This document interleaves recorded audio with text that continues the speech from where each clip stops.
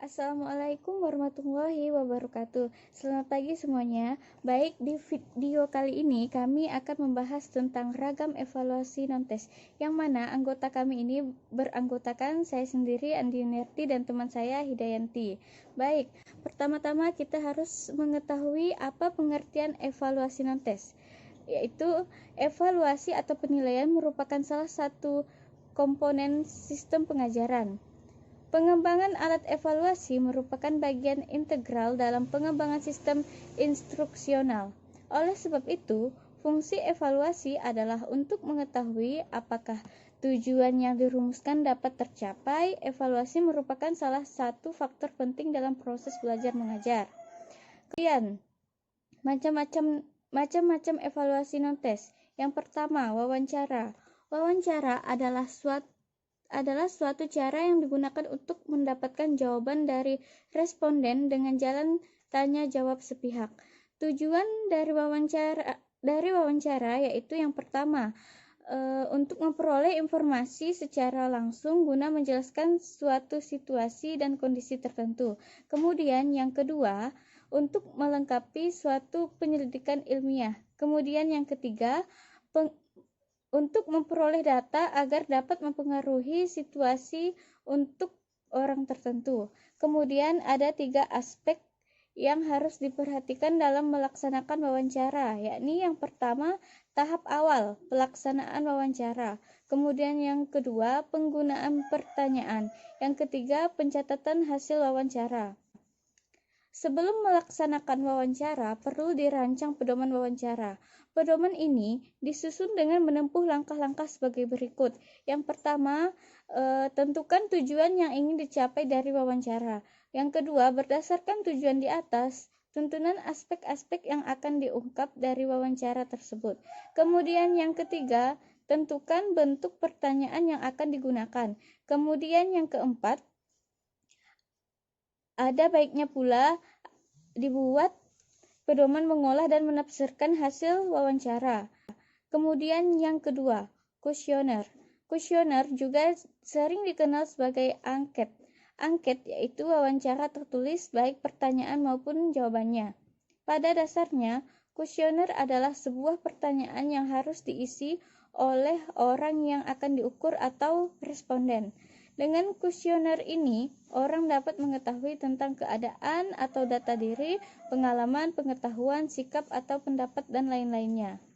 Kemudian, tujuan penggunaan kuesioner dalam kegiatan pengajaran sebagai berikut.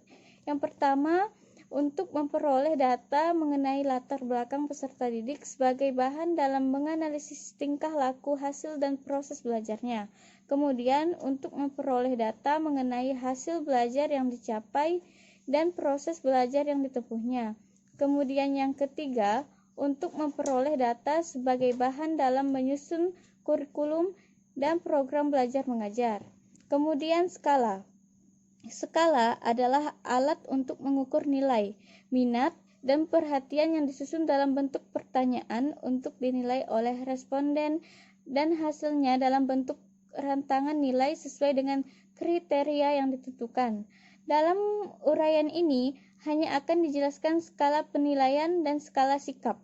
Skala biasanya dilakukan untuk melakukan penilaian terhadap sikap atau penilaian kualitatif dengan menggunakan bentuk skala kuantitatif,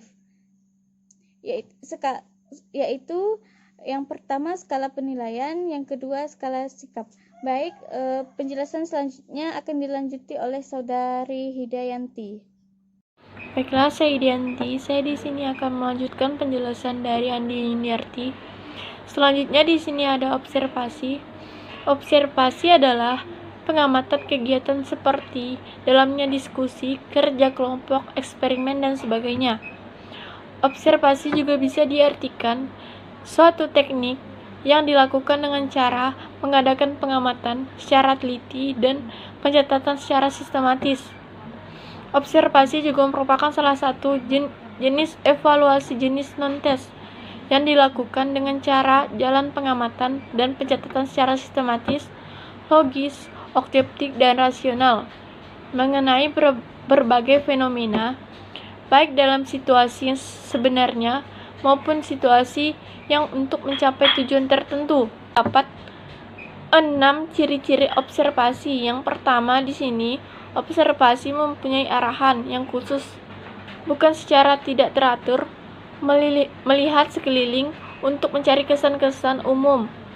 Yang kedua, observasi ilmiah tentang tingkah laku atau sistematis, bukan secara suka hati dan untung-untungan untuk mendekati situasi. Dan yang ketiga, observasi bersifat kuantitatif, mencatat jumlah peristiwa tentang tipe-tipe tingkah laku tertentu. Dan yang keempat, observasi mengadakan pencatatan dengan segala pencatatan-pencatatan yang dilakukan secepat-cepatnya, bukan menyadarkan diri pada ingatan. Yang kelima, observasi meminta keahlian dilakukan oleh seseorang yang memang telah terlatih dan melakukannya. Yang keenam, hasil-hasil observasi bisa dicek dan dibuktikan untuk menjamin keadaan dan kesalihannya. Di sini juga selanjutnya adalah dilihat dari kerangka kerja. Observasi dapat dibedakan menjadi dua, yaitu pertama di sini observasi berstruktur dan observasi tidak struktur. Sedangkan bisa dilihat dari teknik pelaksanaannya, observasi dapat ditempuh melalui 3 cara, yaitu yang pertama observasi langsung, yang kedua observasi tidak langsung, dan yang ketiga partisipasi. Selanjutnya di sini adalah studi kasus. Studi kasus pada dasarnya mempelajari secara intensif seseorang individu dipandang mengalami suatu kasus tertentu. Misalnya, mempelajari secara khusus anak-anak. Selanjutnya adalah dilihat dari kerangka kerja. Observasi dapat dibedakan menjadi dua, yaitu pertama di sini observasi berstruktur dan observasi tidak struktur. Sedangkan bisa dilihat dari teknik pelaksanaannya, observasi dapat ditempuh melalui 3 cara, yaitu yang pertama observasi langsung, yang kedua observasi tidak langsung, dan yang ketiga partisipasi. Baiklah, saya Idianti. Saya di sini akan melanjutkan penjelasan dari Andi Yuniarti. Selanjutnya di sini ada observasi. Observasi adalah pengamatan kegiatan seperti dalamnya diskusi, kerja kelompok, eksperimen, dan sebagainya. Observasi juga bisa diartikan suatu teknik yang dilakukan dengan cara mengadakan pengamatan secara teliti dan pencatatan secara sistematis. Observasi juga merupakan salah satu jenis evaluasi jenis non-tes yang dilakukan dengan cara jalan pengamatan dan pencatatan secara sistematis, logis, objektif, dan rasional mengenai berbagai fenomena, baik dalam situasi yang sebenarnya maupun situasi yang untuk mencapai tujuan tertentu. Di sini juga terdapat 6 ciri-ciri observasi. Yang pertama di sini, observasi mempunyai arahan yang khusus, bukan secara tidak teratur, melihat sekeliling untuk mencari kesan-kesan umum. Yang kedua, observasi ilmiah tentang tingkah laku atau sistematis, bukan secara suka hati dan untung-untungan untuk mendekati situasi. Dan yang ketiga, observasi bersifat kuantitatif, mencatat jumlah peristiwa tentang tipe-tipe tingkah laku tertentu. Dan yang keempat, observasi mengadakan pencatatan dengan segala pencatatan-pencatatan yang dilakukan secepat-cepatnya, bukan menyadarkan diri pada ingatan.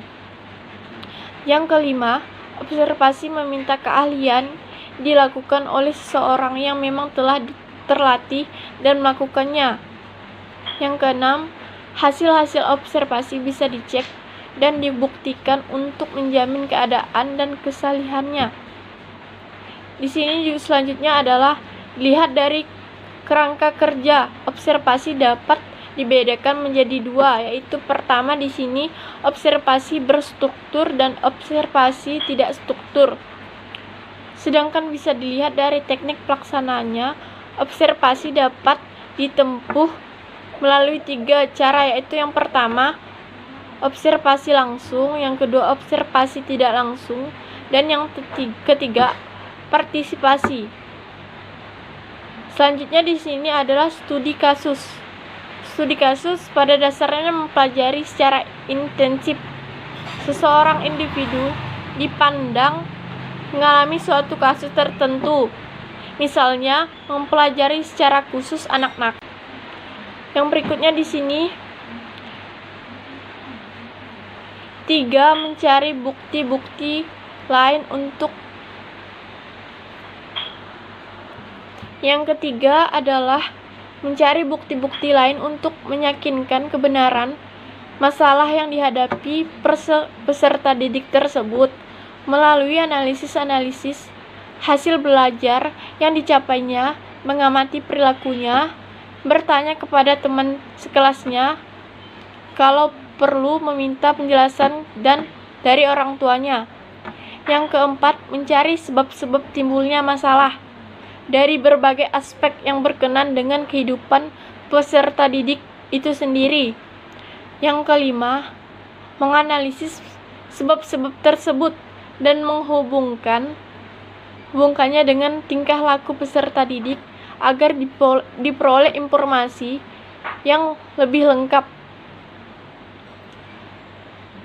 dan mengenai latar belakang peserta didik. Yang keenam di sini, alternatif yang telah teruji sebagai upaya pemecahan masalah dibicarakan dengan siswa untuk secara bertahap diterapkan, baik oleh peserta didik itu sendiri maupun oleh guru.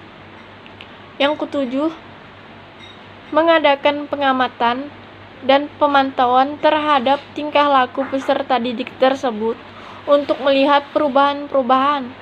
Jika belum menunjukkan perubahan-perubahan perilaku, guru harus lebih ditingkatkan lagi dengan menggunakan alternatif yang lain.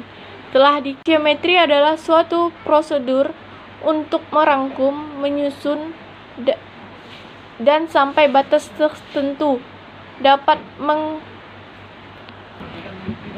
mengkuantifikasikan pendapat-pendapat peserta didik tentang penerimaan teman-teman sebaya serta hubungan antara mereka. Misalnya, peserta didik kurang mampu menyesuaikan diri dengan lingkungannya. Baiklah, sekian presentasi dari kami atau penjelasan dari kami. Assalamualaikum warahmatullahi wabarakatuh. Baiklah, sekian presentasi dari kami atau penjelasan dari kami. Assalamualaikum warahmatullahi wabarakatuh.